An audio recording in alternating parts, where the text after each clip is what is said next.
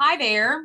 Today we're going to be chatting about applications and tools for real estate. Now, I'm not going to touch today on physical tools that go in your car because I think you already know what those are. Hammer, tape measure, roll of toilet paper for when you show up at an open house and there's none in the house. That is a totally different topic for a totally different day. So what we're going to be talking about today are things you're going to be using on your mobile devices and on your desktop computer that is just going to keep you organized, make your life simpler, and give you a few tricky workarounds for sticky situations. So let's just jump right into Gmail. If you do not have a Gmail account, it's really grown up over the years, and it has kept me organized for decades. If you would like to choose a browser that works best with Gmail, I would recommend Google Chrome. Obviously, made by the same company, but more importantly, Google Chrome, if you've not updated it yet, Google Chrome has the ability now where you can have multiple accounts open at the same time. So in the past, when I've been using Gmail to access and toggle back and forth between my various email accounts, I would have to delegate and give subordinate access to the accounts I'm not primarily logged into. That's fine, but it didn't work exactly how I wanted it to work. I could toggle back and forth between the email accounts, but I was always logged into that primary account. So once G Suite came out, and G Suite is Google's suite of business software that is available across their whole platform, what they've done now is Google Chrome has made it possible that if I want to have 4 Gmail email accounts open at the same time, Chrome is going to allow me to have 4 browser windows open, each one a true freestanding workspace. So if I've got Wainwright Co. at Gmail open, and I have Wainwright Receipts at gmail.com, where I might just be scanning receipts in to keep track for tax purposes. And then I may have Wainwright Fax at gmail.com open, because that is our electronic fax, and that is where everything goes. All of those are going to be open in their own window, logged in as themselves. So then if I have a Google Drive attached to the Wainwright Fax at gmail.com, and I have a separate Google Drive attached to my own business email account, those drives are not going to get mixed up. They're going to be open in each individual window. And you can even brand each window with a theme, so that one can be a green backdrop, one can be a tie-dye backdrop, one can be a red backdrop. And then you're more easily able to look at those visual cues and know where you are and get your orientation.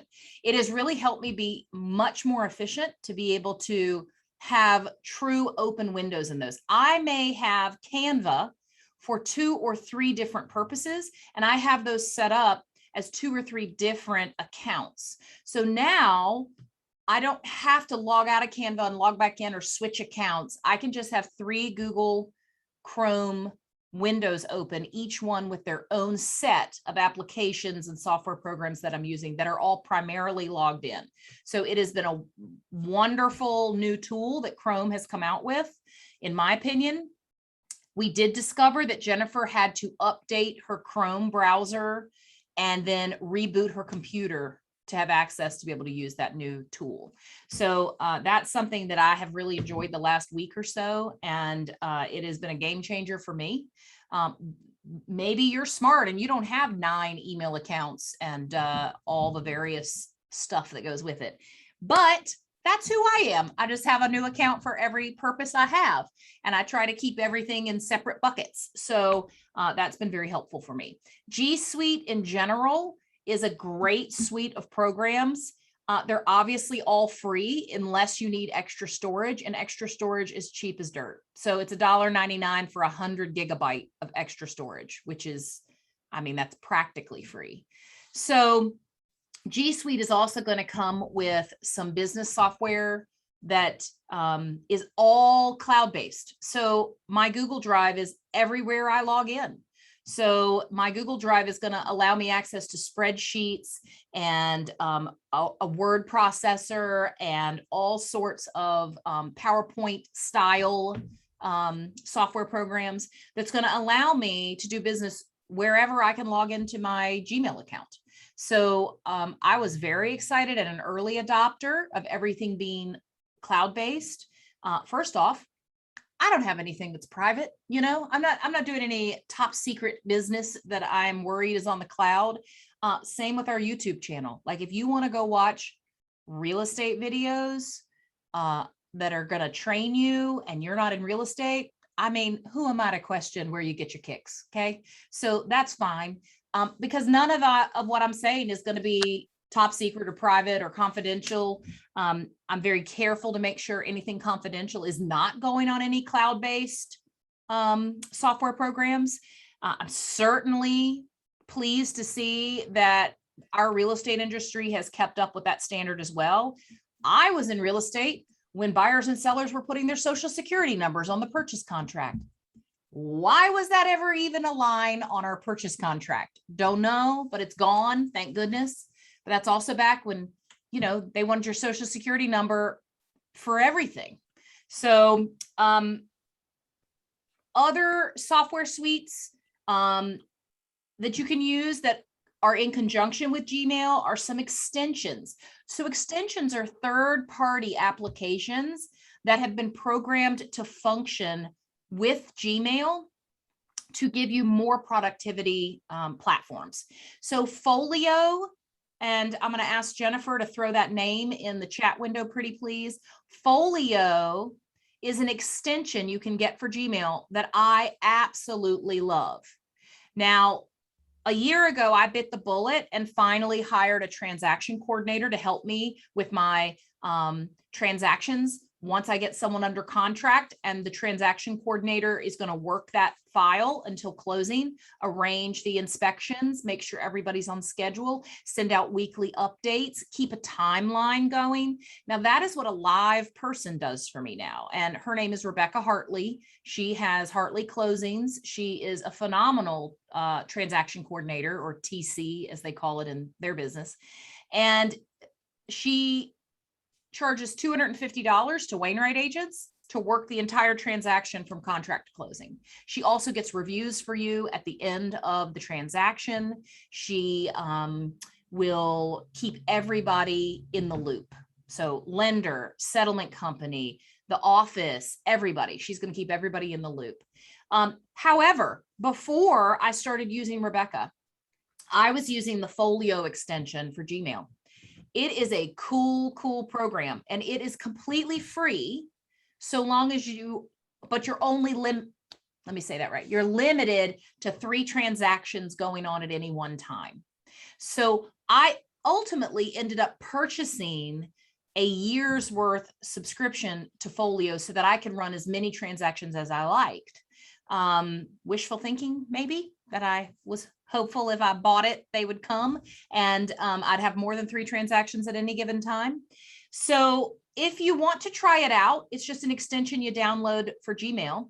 And if you're not sure where to do that, you are on your Gmail account, and there's what we call the hamburger. It's a little grid in the upper right-hand corner of dots. You're going to click on that, and then there are lots of extensions available there. And there is even a button at the bottom where you can request to see more extensions that are available.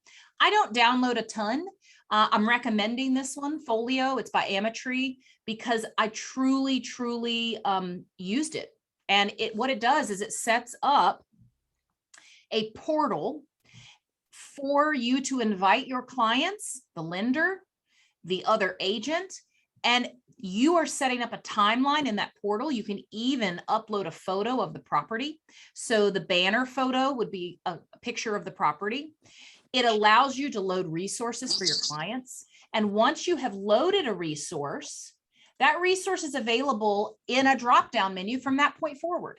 So once I started adding resources like Western Virginia Water Authority's website, Roanoke Gas's website, the United States Postal Service site, specifically to the page where you can put in a change address request. Once I entered those one time, they were now available to me as a drop-down menu so that I could customize the set of resources I wanted my clients to have. So if I knew my client was in the city of purchasing in the city of Salem, I would not put Western Virginia Water Authority in there. So that's not a resource for a city of Salem person. They get their utilities through the city.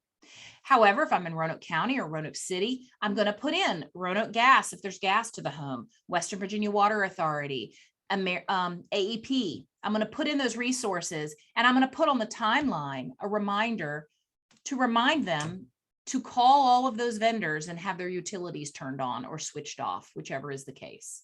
So it made just a cool timeline portal that I could then email anytime I wanted to give an update with. They could go on it anytime they wanted and take a look at it. They could go on it and see the contact information for the home inspector, the radon inspector, the termite inspector, the lender, the the settlement company. So it just put everything in one central location and made me look very polished as a real estate agent. And again, as long as you're doing 3 or less transactions at any given time, it's completely free. So I absolutely loved it. What do I love more? A real live person. So Rebecca is awesome, but Folio is a really great workaround until you're at a level where you feel like you're getting a little overwhelmed with all of the minutia of the transaction, and you might like a second set of eyes helping make sure you're staying on track. Okay. Another cool Gmail feature is the schedule send. And Alicia, who just popped on the call, is the one who told me about this. So I am using it at least 5 times a week now. So I am very appreciative to have discovered it and have shared it with us. What you do is when you're getting ready to send out an email, like it's 12:30 at night and I'm crafting an email because I need to get my inbox zeroed out, right? It's never truly zeroed out. Do as I say, don't do as I do. I want better for you. I want you to have a 0 inbox in your email, okay?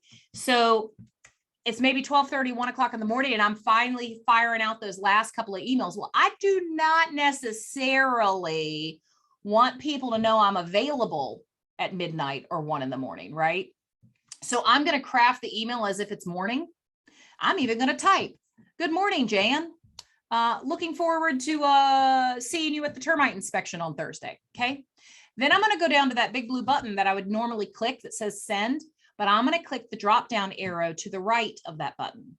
And I'm going to choose schedule send. It's going to pop up with 3 suggestions for me. Would you like to send this out tomorrow morning at 8 a.m., tomorrow afternoon at 2 p.m., or tomorrow afternoon at 5 p.m.? Or pick your own day and time. Well, what I love about it is if I know my past clients' birthdays, I can go ahead and sit down on a Sunday afternoon and get 25 emails written that are customized to my client, wishing them a happy birthday, asking how their kiddo's baseball season went, asking them, what's their favorite cake, whatever I want to put in that customized email for them for their birthday. I can go ahead and get 25 of those locked and loaded and ready to go out.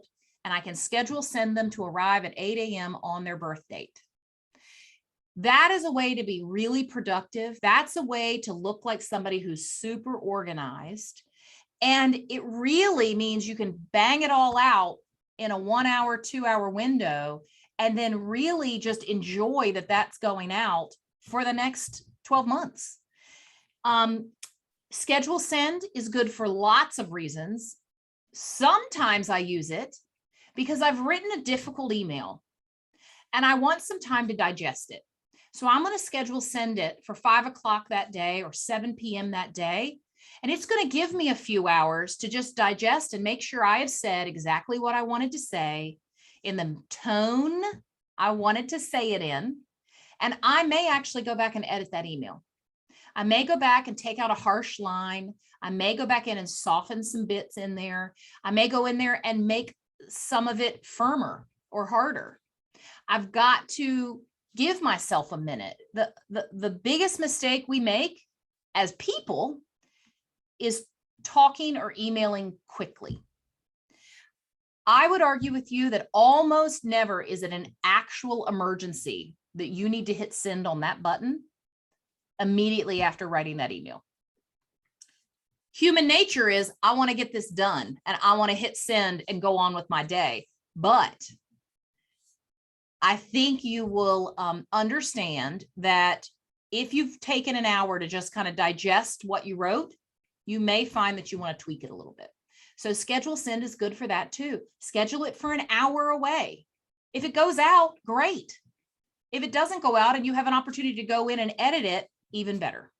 Okay. So schedule send is not just for things that have to go out in the future. They can be to give yourself a little buffer to make sure in the heat of the moment, you weren't a little too harsh in that email. Or in the heat of the moment when you were feeling intimidated, you weren't as confident in your language in your email. It could go either way. Okay. You know who you are. You either know whether you're a shrinking violet or you're maybe a little too aggressive. You know. So it can work for both. Okay. Labels in Gmail. I love them. Okay. You can set up a million labels. The labels can be the name of the property address for a transaction you're working on. And then every single time an email comes in about that property, you can plop that label on it. Then when you need to go hunt for an email, or when you want to archive a section of emails because that transaction is over, you can search by the label. So I can search by 105 Sunnyview. And I will have a collection of every email that had anything to do with that listing of mine. And then I can archive them all. I can archive them in a folder.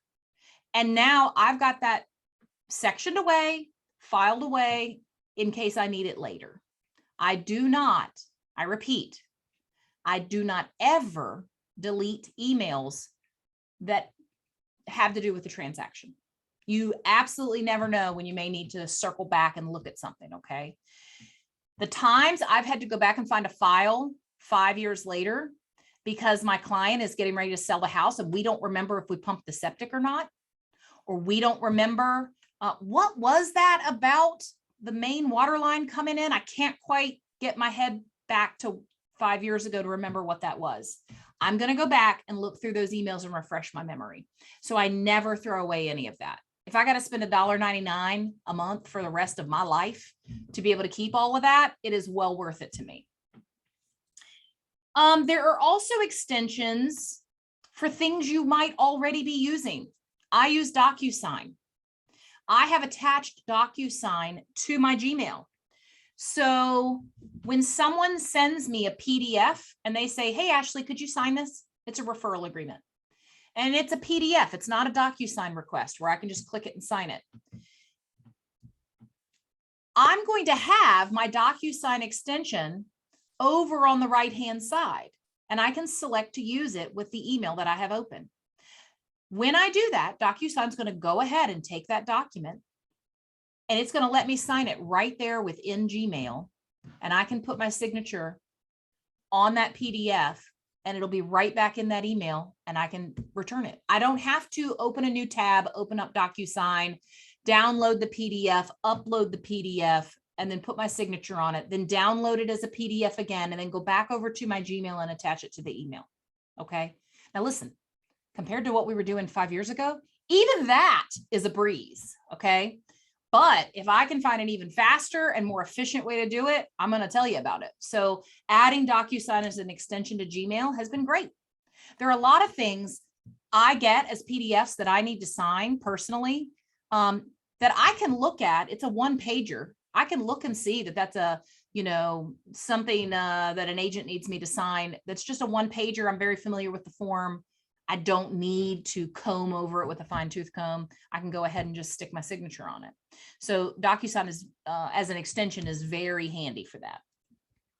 Okay, I'm going to open it up to any questions about Gmail before we move on to other tools I'd like to share with you. Yes, I can talk about Gmail for 20 minutes because I love it. Have loved it forever. Yes, Jess. Hey guys, so I don't know if you know Ashley, but recently Google came out with a brand new app called Google One. And basically that helps you keep all your managed storage space into one app. So, and you can also assign up to 6 emails with that one storage. So for instance, my family, there's 5 of us. So because I'm paying $1.99 each month, that also allows access to Google Pictures, documents, Google Drive, everything Google under that umbrella, as well as my husband and my 3 children. So it's very beneficial if you don't have it. And this is kind of what it. Come closer. There you go. Yes. And Google One, they do call it a family network. So we have a Gmail account for faxes. We have a Gmail account for Wainwright filing, where we will keep non-confidential files and scan things to it. So it, as a business purpose, instead of the family members being me and my husband and my cousin and my whatever, it's going to be 4 or 5 business email accounts that we have that, again, just like Jess said, I want to all share in that 100 gigabytes of storage I have. Yes. And Google One also, the purpose of it is to have access to everything across multiple platforms. So your phone, your desktop, your tablet, anything you have where you can log into Gmail, you now have access to everything. And that is the purpose of Google One, is to have everything cross-platformed, connected, and updated instantaneously. So if I am typing something in Google Drive on my desktop, it is over on my phone, on my Google Drive instantaneously. And I do actually use that feature, because I'll tell you a secret. When agents send me a contract to review and they're like, hey, I've never written a land contract before, can you review this? I'm going to have it open on my desktop, but I'm going to have my email open on my phone. And as I review the contract or the offer on my desktop, I am emailing the agent on the same email saying, hey, in line 4, please make sure you have written this, or change the language to be this, or you forgot to check a box in 7A. So that's allowing me to truly work on that same email in 2 different locations, and they sync almost instantaneously.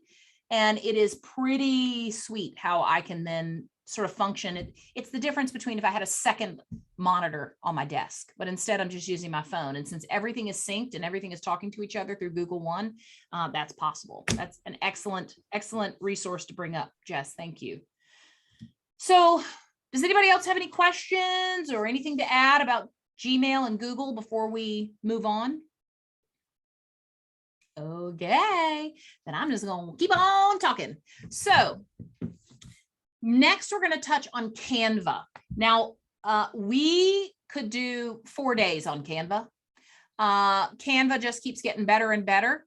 And Jennifer and I have not struggled, we've made it work, but we've been using Adobe Photoshop forever and ever. And we could do what we needed to do. But what Canva realized, and Canva is a free graphic design platform.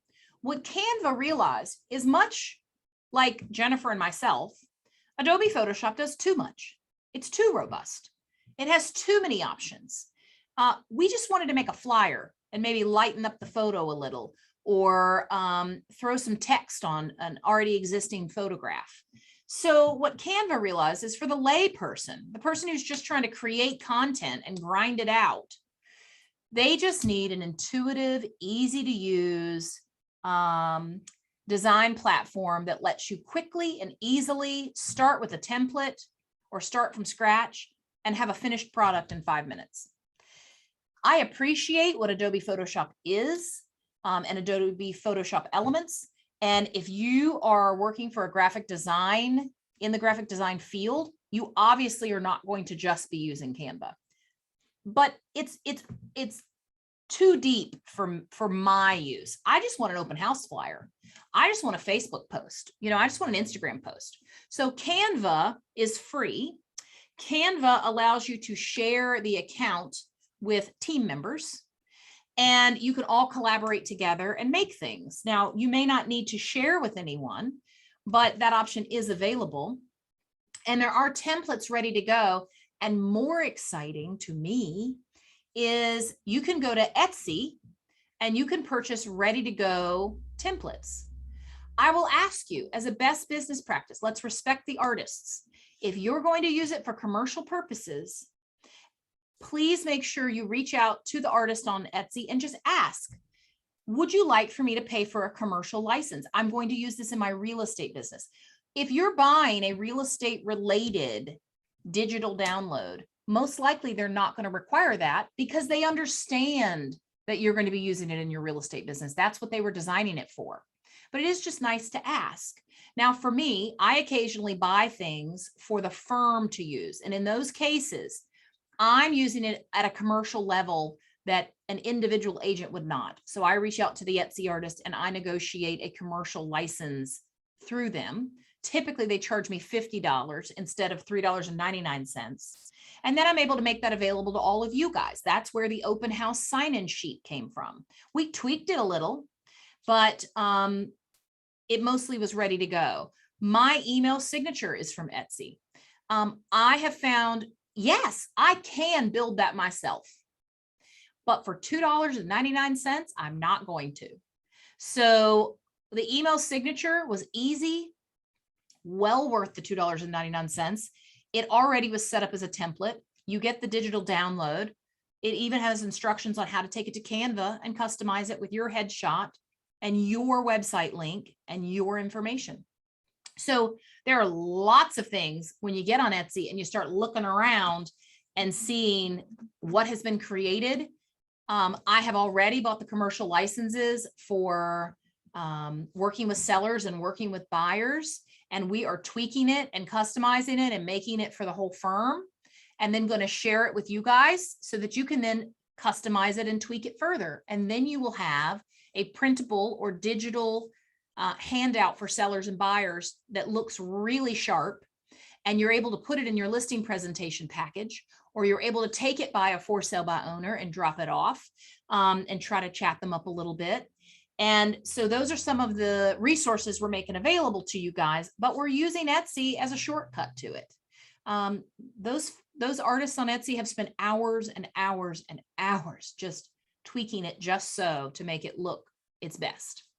So Canva is what you're able to use for YouTube video intros and outros, the thumbnails for your YouTube videos, banner ads for your Facebook business page, profile pictures with a frame around them, open house flyers, any sort of social media posts.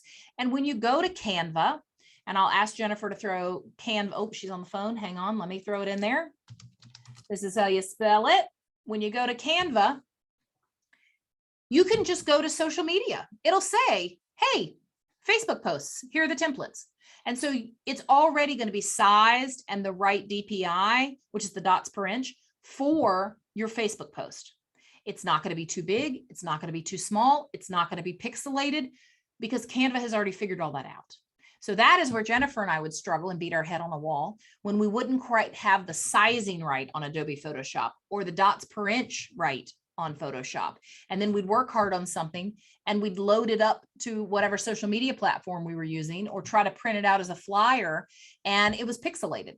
You know, we spent a lot of time on Adobe Photoshop. If I could get that time back, or have had the epiphany to make something like Canva. But, you know, then I'd be, you know, on a beach somewhere vacationing permanently. So Canva is awesome. If you have not ever checked it out or created a free account, I am challenging you now to do it. I think you'll become addicted to it. It is amazing. Next is going to be Slydial. I do not want to create a bunch of supervillains with this, with the sharing of this application. It is an application for phone dialing. So if you need to call someone and you do not want to get them on the phone, you can use Slide Dial. Slide Dial allows you to bypass the ringing process and go directly to their voicemail. So I'm going to lift the veil for you for a moment. If you've ever looked down at your phone and went, I have a voicemail, I didn't even hear my phone ring, it's probably because you got slide dialed. So it was probably somebody who didn't have time to talk to you for 10 minutes, but needed to give you this piece of information. And so they slide dialed you and just slid it straight into your voicemail. Okay. Slide dial is free. You have to listen to a little ad at the beginning of your phone call about other products they have. But it is free and it really does work. Their phone does not ring. You go directly to their voicemail and you may leave a voicemail for them. I try to be incredibly judicious for when I use this. Okay. I may use this when it's very late at night, but I want to leave a voicemail for someone so that it is waiting for them in the morning. Okay. Now, I don't know why I wouldn't be emailing them, but I may want to leave a voicemail. Perhaps an email is not going to convey my tone. And I don't want it to come off as sarcastic or flat. So I may choose to do a voicemail. So if it's midnight or 11 p.m. or 7 a.m., I may choose to use slide dial so that they have a voicemail waiting for them in the morning and they can hear my tone and they can hear that I'm relaxed about it. Okay. But again, I warn you, don't use this repeatedly with somebody because they will figure it out or you'll make them think they're losing their mind. Okay. And they're going to be at the cell phone company wanting to know why their phone doesn't ring anymore. So let's use it for good, not evil, please. Anybody have any questions about that one? Okay. Then we've got Viva Video. I'm going to put slide dial in the chat window here. We've got Viva Video. Viva Video will allow you to edit videos. It's pretty easy to use. I will tell you, a lot of people say Snapchat or TikTok videos have just enough editing available for what you're trying to do. You know, we're not trying to make production level, you know, Hollywood style videos here. We're just trying to like smooth out the edges and make it look a little more polished. So truly, Snapchat and TikTok probably have all the video editing software you need, or an iPhone as well. But Viva Video, if you want to dig a little deeper and you want to really start making like a video series and you want to have a little bit more editing power, then that might be an app you might want to check out and try. That again is a whole topic for a whole nother day. So we won't get too deep into that. I will make a note that videos and video editing would be a great other class for us to have one day. So I'll get that scheduled. DocuSign or Authentisign, excuse my typo on our agenda. DocuSign and Authentisign are just electronic signature software programs. So what I want to touch on for a few minutes, of course, you all know about DocuSign. Of course, you all know about Authentisign. What I want to talk about is obviously they are powerful, powerful tools for the real estate agent. You don't know how good you have it because you don't know the horror of getting back to your desk and realizing you missed one initial and you have to turn around and drive all the way back to Glade Hill, an hour away, to get one lousy initial. Okay. I will argue that DocuSign has actually gotten rid of agents initialing for their clients. First off, that should never happen, ever, ever, ever. But anybody who's been in real estate very long will tell you it did happen. I never did it, but I sure was asked to do it by the other agent several times. I would try not to act, you know, like that was morally reprehensible, even though I was thinking it. We are not going to be forging people's initials or names. I get it's a no harm, no foul situation. Is it though? I mean, it is still forgery.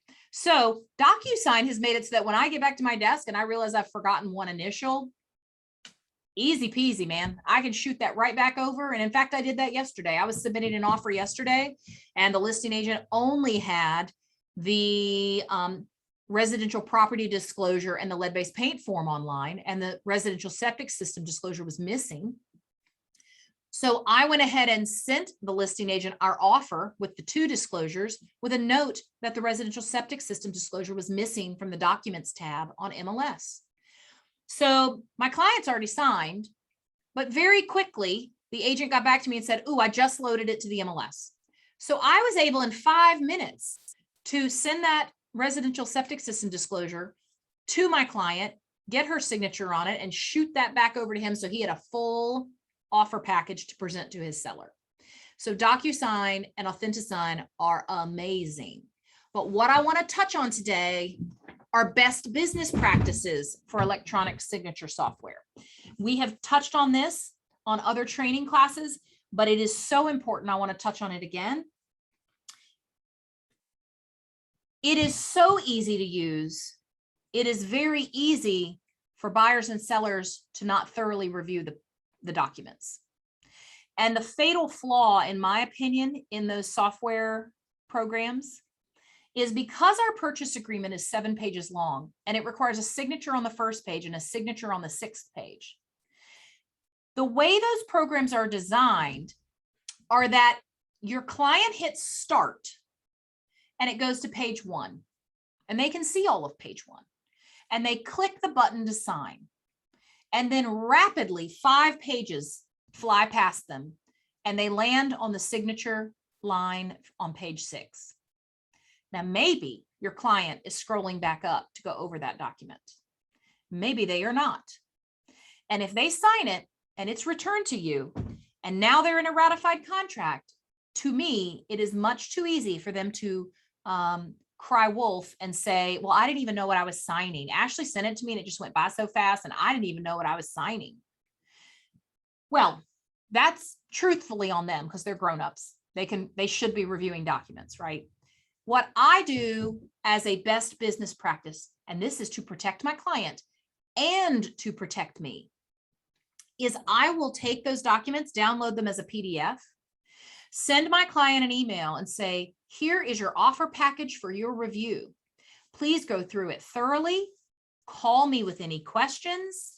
You have decided that you do not wish for me to walk you through it over the phone, which I am happy to do. So if you have any questions, get back to me, but give me a heads up when you are ready for me to send this package again with the electronic software portion attached, the electronic signature software attached. And then when they say, looks good, I'm going to say, are you sure you don't have any questions? And they'll go, nope. I'm going to say, great. I'm going to send it to you now for your electronic signatures. So if they try to say later that they did not review that document, I'm not saying your clients would ever throw you under the bus. Yes, they will. But you're able to say, listen, I sent it as a PDF. There was 2 hours before I sent for the electronic signature software. I had to take my client at their word that they had actually read the documents that they were agreeing to.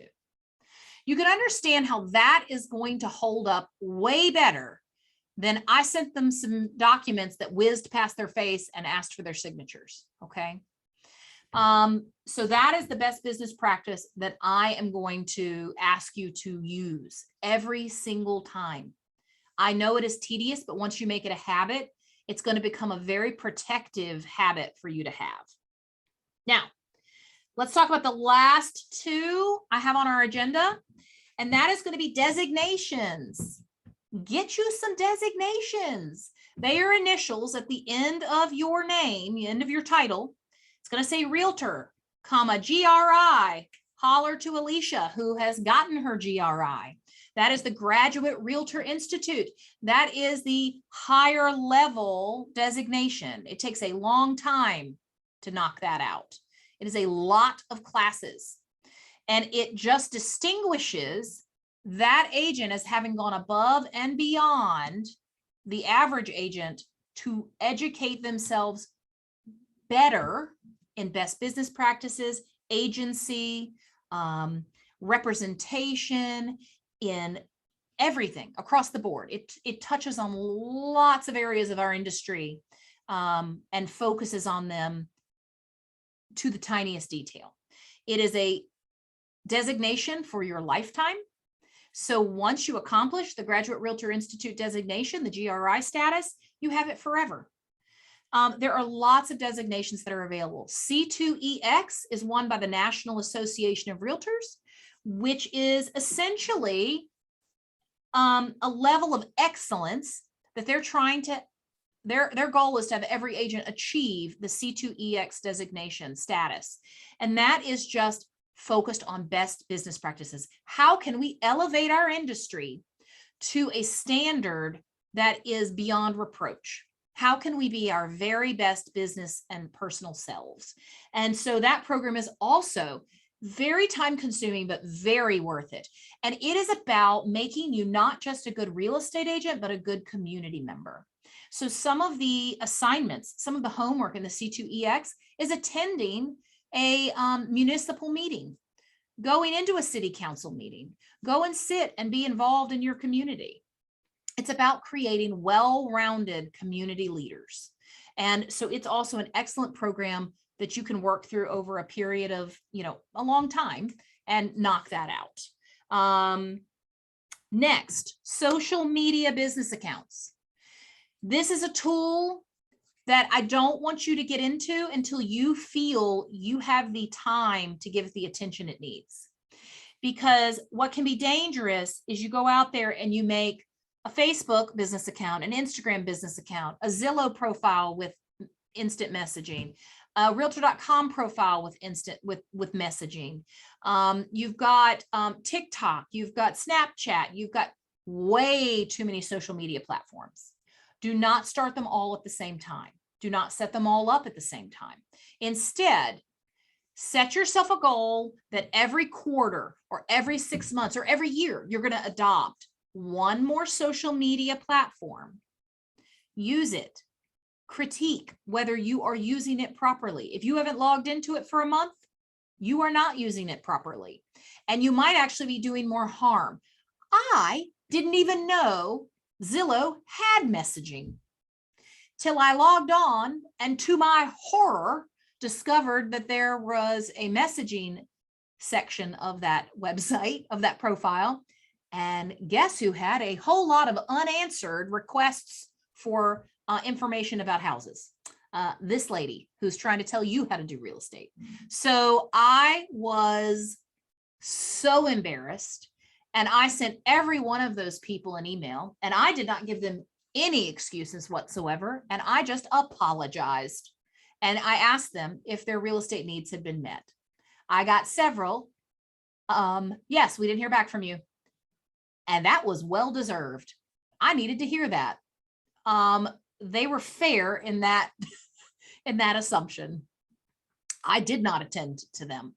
So I have to own that and try to learn from that. So if you didn't know Zillow and Realtor.com have messaging, you might want to go check that out, because I don't particularly even want it on there because I wasn't using it. But I can tell you I'm checking it now. So just make sure you're not rolling out more platforms than you actually physically have time to manage, okay? Because they can be very powerful tools. And they can get you essentially free leads, okay? Everybody wants to pay for leads because then it is hands off, just all of a sudden you've got business. But that comes at a cost, a literal money cost. So you could be using these platforms and these business accounts to generate leads for yourself organically and for no money. You don't owe anybody a referral fee on those. So I'm going to open it up now for a couple of minutes of questions. Anything you may want to share, anything you may want to talk about.